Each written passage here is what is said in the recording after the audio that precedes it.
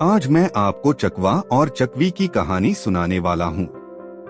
आपने ऐसी कहानी पहले कभी नहीं सुनी होगी। यह एक ज्ञानवर्धक एवं प्रेरणादायक कहानी है। एक चकवा और एक चकवी दोनों की यह कहानी है। बात तब की है जब चकवा और चकवी एक शिव मंदिर के बाहर बैठे हुए थे। उनका रहन बसेरा वहीं पर था और वे दोनों महादेव की पूर्ण श्रद्धा से भक्ति किया करते थे। बात सावन के महीने की है जब चकवी चकवा से 3 प्रश्न पूछती है और कहती है कि प्रिय, सबसे पहला प्रश्न, संसार में सबसे बड़ा धर्म क्या है? और दूसरा प्रश्न, संसार में सबसे बड़ा दान क्या है? और तीसरा प्रश्न कि संसार में सबसे बड़ी शक्ति क्या है जो यमराज को भी हरा दे। यह कहानी बड़ी प्रेरणादायक है। इस कहानी को पूरी सुने। इस कहानी को जो इंसान ध्यान से और गौर से सुनता है उसके जीवन में सभी पाप नष्ट हो जाते हैं। यह बड़ी पावन और पवित्र कहानी है। यह कहानी बहुत प्राचीन कहानी है, इसलिए इस कहानी को जरूर सुने। चकवा चकवी से कहता है कि आपके इन तीनों प्रश्नों के उत्तर आपको एक कहानी के माध्यम से मिलेंगे। चकवा कहता है कि तुम शांत चित्त मन करके बैठ जाओ, मैं तुम्हें कहानी सुनाता हूँ। इस कहानी को आप गौर से सुनिएगा। आपके तीनों प्रश्नों के उत्तर आपको इसी कहानी में मिलेंगे।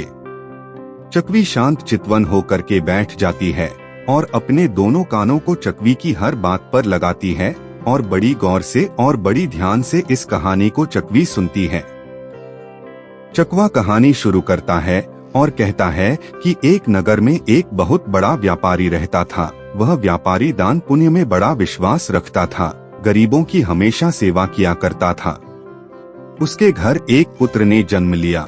उस पुत्र का नाम चक्रधर रखा गया। चक्रधर जैसे ही बड़ा हुआ तो उसने अपने पिता से एक घोड़ा लेने की जिद की। चक्रधर का पिता उसे बहुत ज्यादा प्यार करता था। उसे किसी भी चीज के लिए मना नहीं करता था। वह उसको एक घोड़ा दिला देता है। चक्रधर घोड़े पर सवार होकर दूर नगर में भ्रमण करने के लिए जाता है। जब चक्रधर नगर में भ्रमण करने के लिए जाता है तो घूमते घूमते वह एक ऐसे स्थान पर पहुंच जाता है जहां पर दूर दूर तक पानी की कोई व्यवस्था नहीं थी। अब चक्रधर को बड़ी प्यास लगने लगी। जब चक्रधर को प्यास लगने लगी तो चक्रधर पानी के लिए इधर उधर ताकता, लेकिन कहीं पानी नजर नहीं आ रहा था। चक्रधर का घोड़ा भी पानी के लिए परेशान था। उसको भी पानी की बड़ी जरूरत थी। चक्रधर और चक्रधर का घोड़ा दोनों ही बड़े प्यासे थे। चक्रधर और चक्रधर का घोड़ा दोनों ही प्यास के मारे मरे जा रहे थे। दोनों को बड़ी तेज प्यास लग रही थी। दोनों ही धीरे धीरे एक ऐसे स्थान पर पहुंच जाते हैं जहां पर एक गरीब इंसान पानी पिला रहा था। पानी पीने वालों की लंबी कतार लगी हुई थी। उस रास्ते में वही एक ऐसा स्थान था जहां पर लोग पानी पीते थे। दूर दूर से प्यास के मारे थके लोग आते और उसी स्थान पर पानी पीते और पानी पीने के बाद उस पानी पिलाने वाले को बड़ा आशीर्वाद देते, कहते कि भगवान तुम्हें खुश रखे, तुम्हारे घर में अन्न का भंडार भरे, भगवान तुम्हारी लंबी उम्र करे, तुम्हारे बच्चे सुख शांति से रहे। यानी कि इस तरह का हर आदमी उनको आशीर्वाद देकर जाता था। चकवी चकवा की इस बात को बहुत ही ध्यान से सुन रही थी और मंत्रमुग्ध हो गई थी। उधर चक्रधर इस बात को देख रहा था। चक्रधर यह देख रहा था कि जो लोग पानी पी रहे हैं वह सभी लोग इस पानी पिलाने वाले को आशीर्वाद देकर जा रहे हैं। कोई क्या आशीर्वाद दे रहा है, कोई क्या आशीर्वाद दे रहा है, यानी कि हर इंसान उस पानी पिलाने वाले को आशीर्वाद देकर जाता।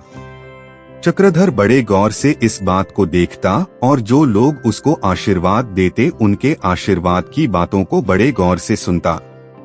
चक्रधर भी सोचने लगा कि क्यों ना मैं भी एक पिलाओ खोलूं और उस पिलाओ में ऐसे लोगों को पानी पिलाऊं। चक्रधर के दिमाग में यह बात घर कर जाती है। चक्रधर पानी पी के और वहां से अपने घर के लिए लौटता है। रास्ते में चक्रधर यह सोचता है कि मुझे भी लोगों को पानी पिलाना और मुझे भी लोगों से आशीर्वाद प्राप्त करना है। चक्रधर अपने घर आ जाता है और घर आकर के अपने पिता से कहता है कि पिताश्री, मुझे 20 मटके चाहिए। चक्रधर का पिता उस नगर का बहुत बड़ा व्यापारी था। चक्रधर का पिता चक्रधर से कहता है कि बेटे मटकों का क्या करोगे, अपने घर में किस चीज की कमी है, सब कुछ चीज है, नौकर चाकर है, धन दौलत है, आप मटके का क्या करोगे। चक्रधर अपने पिता से कहता है कि पिताश्री में एक पियाओ का निर्माण करूंगा और ऐसी जगह पे करूंगा जहां पानी की व्यवस्था ना हो। मैं लोगों को पानी पिलाने का काम करूंगा। चक्रधर का पिता कहता है कि ठीक है पुत्र, ऐसी जगह पर हम पियाओं का निर्माण कर देंगे और वहां पर किसी मजदूर को लगा देंगे, वह पानी पिलाता रहेगा। लेकिन चक्रधर कहता है कि नहीं पिताश्री, मैं अपने हाथों से लोगों को पानी पिला लूंगा। चक्रधर के जिद करने पर चक्रधर का पिता इस बात को मान जाता है और चक्रधर को एक ऐसे स्थान पर ही पियाओ खोल देता है जहां दूर दूर तक पानी की व्यवस्था नहीं थी और लोग उस रास्ते से अधिक मात्रा में आते जाते थे। ऐसी जगह पर चक्रधर पियाओ लगा लेता है। चक्रधर के ऊपर दूर दराज से चलकर लोग पानी पीने के लिए आते और चक्रधर बड़े प्यार से सबको पानी पिलाता, बड़ी श्रद्धा से सबको पानी पिलाता और चक्रधर को भी वही आशीर्वाद मिलता जो पहले उस पानी पिलाने वाले को मिला करता था। चक्रधर के पास भी जो लोग पानी पीते वह भी यही आशीर्वाद देते कि तुम्हारी लंबी उम्र हो, तुम खुश रहो, तुम्हारा परिवार खुश रहे। चक्रधर ऐसे आशीर्वाद को पाकर बड़ा प्रसन्न होता। एक दिन की बात है कि उसी नगर में, जिस नगर में चक्रधर पियाओ चलाता था, पानी पिलाता था, उसी नगर में एक दिन यमराज के 4 यमदूत आते हैं और वह किसी जीव आत्मा को पकड़कर ले जा रहे थे। जब वह जीवात्मा को पकड़कर ले जा रहे थे, उन 4 यमदूतों की नजर चक्रधर के पियाओ पर पड़ जाती है और वह खड़े होकर देखने लगते हैं। देखते हैं कि चक्रधर सबको बड़े प्यार से पानी पिला रहा है और सारे लोग पानी पी करके जा रहे हैं। यमदूत इस बात को देखते हैं और यमदूत यह फैसला करते हैं कि क्यों ना हम लोग भी चक्रधर के पास चलकर के पानी पीकर आएं। यमराज के दूत इंसान का भेष बनाकर और चक्रधर के पिया ऊपर जाते हैं और चक्रधर से जाकर के पानी पीते हैं। पानी पी करके वापस चले आते हैं। कुछ दिन निकलने के बाद फिर से यमराज के 4 दूत वासीपुर में आते हैं और फिर किसी जीवात्मा को लेकर जाने के लिए आते हैं। फिर किसी जीव आत्मा को ले जाते हुए उसी चक्रधर के पिया ऊपर आते हैं और इंसान का भेष बनाकर पानी पीते हैं। जब वह दोबारा पानी पीने के लिए जाते हैं तो चक्रधर उनको पहचान लेता है और चक्रधर कहता है कि भाई तुम कहाँ के रहने वाले हो। चक्रधर पूछने लग जाता है कि तुम कहाँ के रहने वाले हो, पहले भी तुम मेरी प्याऊ पर पानी पीने के लिए आए थे और आज फिर आए हो। आप लोग मुझे यह बताइए कि आप कहाँ के रहने वाले हो और क्या काम करते हो। दूत चक्रधर से कहते कि भाई हम एक व्यापारी हैं और व्यापार का काम करते हैं, हमारा आना जाना लगा रहता है। जब भी हम दूर दराज से व्यापार करके आते हैं तो इसी रास्ते से आते हैं, इसी रास्ते से जाते हैं, इसलिए तुम्हारी पियाओं पर पानी पीते हैं। चक्रधर कहता है कि ठीक है, क्या आप मुझसे मित्रता करोगे। कहते कि ठीक है, यदि आप चाहते हैं कि हम आपसे मित्रता करें तो कोई बात नहीं, हम आपसे मित्रता कर लेंगे। चक्रधर और दूतों में मित्रता हो जाती है, वह लोग घनिष्ठ मित्र बन जाते हैं। जब भी उस नगर में दूत आते हैं तो चक्रधर के पिया ऊपर पानी पीने के लिए अवश्य जाते हैं और घंटों घंटों बैठकर चक्रधर से बात किया करते। अब उन लोगों में घनिष्ठ मित्रता हो गई। एक दिन की बात है जब यम अपने दूतों को आदेश देते हैं और कहते हैं कि कल तुम्हें चक्रधर नाम के व्यक्ति के प्राण हरने हैं। इस बात को सुनकर चारों दूत बड़े दुखी हो जाते हैं क्योंकि चक्रधर उनका घनिष्ठ मित्र था। सबसे छोटे वाले को जिम्मेवारी देते हैं कि तुम शेषनाग बनकर और चक्रधर को देखोगे और तुम तीनों चक्रधर के प्राण हर कर यहाँ तक लेकर आओगे। चारों यमदूत मृत्युलोक में आ जाते हैं। जब मृत्युलोक में आते हैं तो सीधे चक्रधर के पास जाते हैं और पहले बात करते हैं और बाद में जोर जोर से रोने लग जाते हैं क्योंकि चक्रधर उनका मित्र था, घनिष्ठ मित्र था और वह अपने ही मित्र को ले जाने वालों ले थे। इसलिए चारों यमदूत जोर जोर से रोने लगते हैं। उनको रोता हुआ देख चक्रधर उनसे कहता है कि मित्रों तुम क्यों रो रहे हो? क्या इस नगर में तुमसे किसी ने कुछ कहा है? क्या इस नगर में तुम्हारे साथ किसी ने कुछ गलत किया है? आप मुझे बताइए, मेरे पिता इस नगर के बहुत बड़े आदमी हैं। यदि कुछ ऐसा हुआ होगा तो उन लोगों को मैं फांसी दिला सकता हूँ। लेकिन चारों यमदूत कहते हैं, इस नगर में हमसे किसी ने भी कुछ नहीं कहा। चक्रधर कहता है कि जब इस नगर में आप लोगों से किसी ने कुछ नहीं कहा तो तुम लोग रो क्यों रहे हो? कारण क्या है? सबसे छोटा जो यमदूत था वह जोर जोर से रोता और चिल्ला चिल्ला कर रोता, क्योंकि सबसे ज्यादा प्यार, सबसे ज्यादा मोहब्बत वही करता था चक्रधर से। इसीलिए वह जोर जोर से रोता। चक्रधर उसको कहता कि भाई तुम क्यों रो रहे हो, इतनी तेजी से क्यों रो रहे हो, जोर जोर से क्यों रो रहे हो, आप मुझे बताइए तो सही। वह सबसे छोटा जो यमदूत था वह कहने लगा कि मित्र, यदि तुम जिद कर रहे हो तो ठीक है, मैं तुम्हें बता ही देता हूँ। वह कहता है कि हम इंसान नहीं हैं और हम यमदूत हैं। इस नगर में हम जब भी आते थे किसी न किसी के प्राण हरने के लिए आते थे, और इसी बहाने तुम्हारे पिया ऊपर पानी पीने के लिए आते थे, और इसी बहाने से तुमसे मित्रता हुई है और मैं तुमसे प्रेम करता हूँ, तुमसे घनिष्ठ मित्रता करता हूँ और तुम मेरे सबसे सच्चे मित्र हो। सबसे छोटा यमदूत कहानी सुनाता है और कहता है कि हम कल तुम्हारे प्राण हरने वाले हैं। कल 12 बजे तुम्हारी मृत्यु हो जाएगी और कल तुम्हारी प्राण हर कर हम तुम्हें लेकर जाएंगे। इस बात को सुनकर चक्रधर थोड़ा डर जाता है, लेकिन बाद में हिम्मत करके कहता है कि मित्रों, कोई बात नहीं है, जो इस संसार में आया है उसको एक दिन जाना जरूर पड़ेगा। कोई बात नहीं, कल मैं जा रहा हूँ, इसमें घबराने वाली कौन सी बात है। आपका जो कार्य है आप कीजिए, मैं मृत्यु से नहीं डरता हूँ। इतनी बात चक्रधर यमदूतों से कहता है। यमदूत कहते हैं कि मित्र, फिर भी हमें दुख तो है, लेकिन हम इतना जरूर करेंगे कि तुम्हारी मृत्यु के समय तुम्हें पीड़ा ना हो। उनके दूत कहते हैं, सबसे छोटा जो यम का दूत था वह कहता है कि मित्र, कल ठीक 2:00 बजे तुम्हारी मृत्यु हो जाएगी। चक्रधर कहता है कि ठीक है, कोई बात नहीं। चक्रधर अपना पियाऊ बंद करके अपने घर चला जाता है। घर जाने के बाद अपनी पत्नी से मिलता। चक्रधर का कुछ दिन पहले ही विवाह हुआ था और चक्रधर की पत्नी बड़ी सुंदर और सुशील और पतिव्रता थी। चक्रधर अपनी पत्नी से मिलता है, अपने पिता से मिलता है और चक्रधर अपनी पत्नी और अपने पिता को कुछ नहीं बताता है। चक्रधर को यह पता था कि कुछ ही घंटे बचे हैं, उसके बाद मेरी मृत्यु हो जाएगी। तो चक्रधर अपने पिता से अपनी पत्नी से मिलता है, हंसी खुशी बातचीत करता है। उसके बाद चक्रधर स्नान ध्यान करने के बाद वापस अपनी पत्नी से मिलने के लिए सीढ़ियों पर चल रहा था तो सीढ़ियों पर छोटा यमदूत नाग बन के बैठा हुआ मिलता है। जैसे ही चक्रधर उसको देखता है तो चक्रधर पहचान लेता है कि यह वही मेरा मित्र यमदूत है जो नाग बन के मुझे डसने के लिए आ पहुंचा है। चक्रधर उससे कहता है कि ठीक है, आप आ चुके हैं और मेरा समय आ गया है, आप मुझे डस लीजिए। चक्रधर और उस नाग यमदूत में बात होती है। चक्रधर उस नाग से कहता, ठीक है, आप मुझे डस लीजिए, मेरा समय आ चुका है, बस कुछ ही मिनट बचे हुए हैं और मेरी मृत्यु हो जाएगी। इस बात को चक्रधर की पत्नी सुन रही थी। चक्रधर की पत्नी सुनकर कि मेरे पति की कुछ ही मिनटों बाद मृत्यु होने वाली है और मैं विधवा हो जाऊंगी तो मैं जी के क्या करूंगी।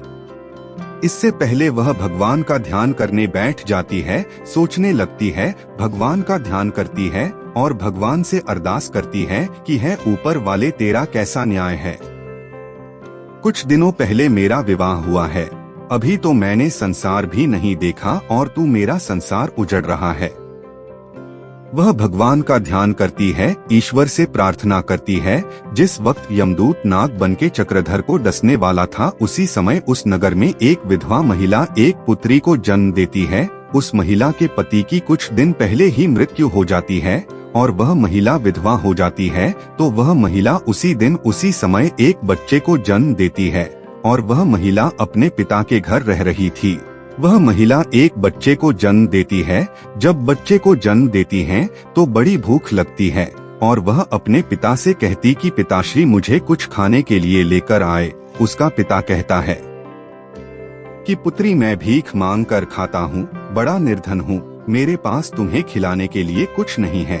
वह महिला अपने पिता से कहती है कि ठीक है पिताश्री, यदि आपके पास मुझे खिलाने के लिए कुछ नहीं है तो मैंने जो बच्चे को जन्म दिया है तो मैं इसी को खा लेती हूँ। इतनी बात सुनकर वह पिता रोने लगता है और अपनी पुत्री से कहता है कि ठीक है पुत्री, मैं नगर में जाता हूँ और नगर में जो भी कुछ मिलेगा तुम्हें लाकर खिलाता हूँ। उस महिला का पिता नगर भीख मांगने जाता है। एक बात आपने देखी होगी, जब भी कोई भिखारी, कोई दीक्षित रोज रोज आपके द्वार पर आता है तो आप उसको भिक्षा देना बंद कर देते हैं। यही हाल उस वृद्ध व्यक्ति का था, क्योंकि वह रोज रोज हर घर में भिक्षा मांगता था। उसके पास कोई चारा नहीं था, वह भीख मांगकर अपना पेट पालन करता था। अब जिस घर में भिक्षा मांगने के लिए जाता सभी लोग बट बंद कर लेते, दरवाजे बंद कर लेते, कोई भी उनको भिक्षा नहीं दे रहा था। वह घूमता घूमता उसी हवेली पर आ जाता है जहाँ पर चक्रधर को यमदूत नाग बन के डसने वाले थे। उसी व्यापारी की हवेली पर आ जाता है और भिक्षा की गुहार लगाता है। कहता है, मुझे भिक्षा दे दीजिए, मेरी पुत्री ने बच्ची को जन्म दिया है और वह भूख के मारे तिलमिला रही है और वह कह रही है कि यदि मुझे भोजन नहीं मिलेगा तो मैं अपने बच्चे का ही सेवन करूंगी, बच्चे को खा लूंगी। इसीलिए हो सके तो आप मुझे भोजन दे दीजिए। चक्रधर की पत्नी ने 36 प्रकार के भोजन बनाए थे। चक्रधर की पत्नी उसकी आवाज को सुनती है और चक्रधर की पत्नी सोचने लगती है कि मेरे पति की कुछ ही मिनटों बाद में मृत्यु हो जाएगी, यह भोजन कोई नहीं खाएगा, तो इससे अच्छा तो यही है कि मैं यह भोजन इस वृद्ध व्यक्ति को दे दूं, क्योंकि मेरे पति की मृत्यु हो जाएगी तो मुझे भी सती होना है, तो इस भोजन को कौन खाएगा। यही सोचकर वह चक्रधर की पत्नी 36 प्रकार के भोजन उस वृद्ध व्यक्ति को थमा देती है। वृद्ध व्यक्ति भोजन लेकर दौड़ा दौड़ा अपने घर आता है और अपनी पुत्री को 36 प्रकार के भोजन खिलाता है। उस वृद्ध व्यक्ति की पुत्री, जिसने बच्चे को जन्म दिया था, बड़े शौक से पेट भर भोजन करती है। उसकी आत्मा तृप्त हो जाती है और वह कहती है कि पिताश्री, यह भोजन, इतना स्वादिष्ट भोजन, 36 प्रकार के भोजन आपको कहाँ से मिले। इसलिए व्यक्ति बताता है कि पुत्री हमारे नगर के व्यापारी की वर वधु ने दिए हैं। उस वृद्ध व्यक्ति की पुत्री उसकी बहू को आशीर्वाद देती है और कहती है कि उसका सुहाग हमेशा अमर रहे। इधर वह यह आशीर्वाद देती है, उधर श्री हरि विष्णु का सिंहासन हिलने लगता है, क्योंकि वह आशीर्वाद देती हैं, भोजन देने वाली महिला का सुहाग हमेशा अमर रहे, अमर रहे, अमर रहे, उसको कभी भी कुछ ना हो, उधर हो। भोजन देने वाली महिला यानी कि चक्रधर की पत्नी, उसका सुहाग तो कुछ ही मिनटों में मरने वाला है, लेकिन वह महिला आशीर्वाद देती है, अपनी आत्मा से इस आवाज को निकालती है और यह आशीर्वाद देती है कि मुझे भोजन देने वाली महिला का सुहाग हमेशा अमर रहे। जैसे ही वह महिला इस आशीर्वाद को देती है, उधर से श्री हरि विष्णु का सिंहासन हिलने लगता है। श्री हरि विष्णु नारद को बुलाते हैं और नारद से कहते कि नारद, देखो मेरे कौन से भक्तों में इतना संकट आया है जो मेरा सिंहासन हिल रहा है। नारद जी मन की गति से चलते हैं और मृत्यु लोक में आते हैं और देखते हैं कि चक्रधर की मृत्यु होने वाली है और कुछ ही मिनटों के बाद यमदूत शेषनाथ बनकर डसने वाले हैं। एक विधवा, एक गरीब महिला ने इतना बड़ा आशीर्वाद दिया है कि मुझे भोजन देने वाली महिला का पति अमर रहे, उनका सुहाग अमर रहे। नारद जी वापस श्री हरि विष्णु के पास जाते हैं और यह पूरी कहानी बताते हैं। श्री हरि विष्णु वापस आते हैं मृत्यु लोक में और जो उस महिला ने चक्रधर की पत्नी को जो आशीर्वाद दिया था उसका आवरण बना करके चक्रधर बैठा देते हैं। उधर जैसे ही समय होता है, यमदूत चक्रधर को जैसे ही डसता है तो चक्रधर को कुछ नहीं होता, कोई असर नहीं पड़ता। यमदूत सोचने लगा कि मेरे एक बार से अच्छे अच्छे लोग नहीं बचते हैं, लेकिन चक्रधर को कुछ नहीं हुआ।